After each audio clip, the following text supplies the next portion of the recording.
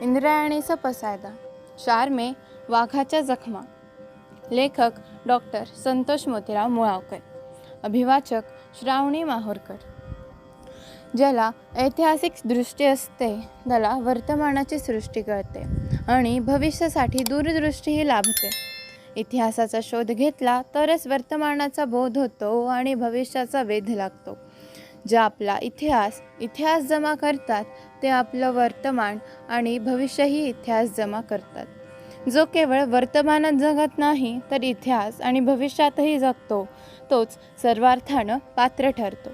ही पात्रता आपल्यात यावी म्हणून इतिहास हा आपला अभ्यास विषय, शोध विषय आणि संशोधन विषय होणं क्रमप्राप्त ठरतं.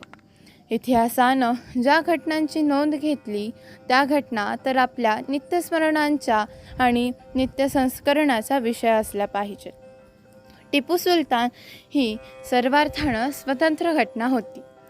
टिपू सुलतान हा केवळ राजा नव्हता तर ते स्वातंत्र्यासाठी पेटलेलं एक तेजस्वी युद्ध होतं.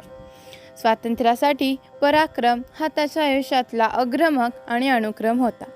इंग्रजांच्या पारतंत्र्याचा धोका ओळखणारा भारतातला स्वतंत्र वृत्तीचा राज्यकर्ता आणि युद्धकर्ता अशी इतिहासानं त्याची नोंद घेतली आहे.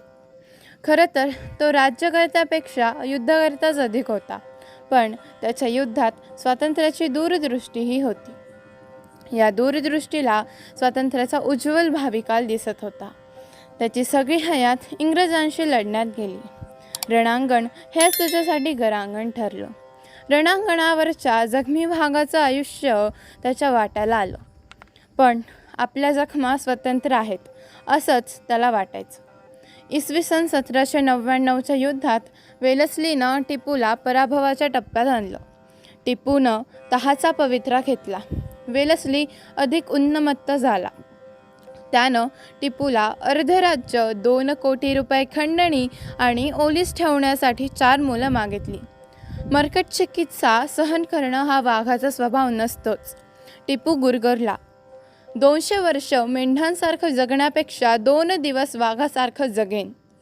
श्रीरंगपट्टमच्या रणांगणावर त्यानं इंग्रजांची शेवटची निकराची झुंज दिली.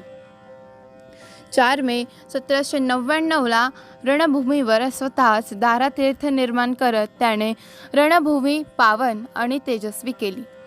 टिपूचा श्रीरंगपट्टमचा किल्ला इंग्रजांच्या ताब्यात गेला. या युद्धात इंग्रज जिंकले खरे, पण ते टिपूला हरवू शकले नाही. टिपूचं खरं नाव बहादूर फतेह अली खान, पण म्हैसूरची जनता आपल्या या राजाला टिपू म्हणत असे. टिपू ह्या कन्नड शब्दाचा अर्थ वाघ. तोही स्वतःला वाघ समजत असे. विजयी पुरुष हाच देवाचा खरा वाघ असतो हे त्याच्या घोषवाक्य त्याच्या समशेरीतून तळपळत असे. तो आपल्या सैनिकांनाही वाघ समजत असे. त्यानं त्याच्या सैनिकांसाठी वाघासारखे पट्टे असलेला गणवेश मुकरर केला होता. त्याच्या तुफांवर वाघाचं चिन्ह होतं. त्याचं सिंहासनही शार्दूल मुद्रांकित होतं. त्याच्या राजवाड्यासमोर पिंजऱ्यात अनेक वाघ ठेवलेले असत. धर्माच्या बाबतीतही तो वाघ होता. संशोधनाच्या बाबतीतही तो वाघ होता. त्यानं संशोधन करून नवीन वजनमापे तयार केली.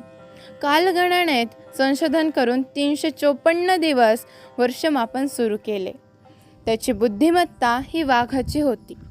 त्यानं एक युद्धसंहिता निर्माण केली. तीत युद्धाचे डावपेच सांगितले. त्याचं जगणं मरणं वाघासारखं होतं. त्याच्या जखमाही वाघासारख्या होत्या. त्याच्या जखमांना स्वातंत्र्याचा सुगंध होता.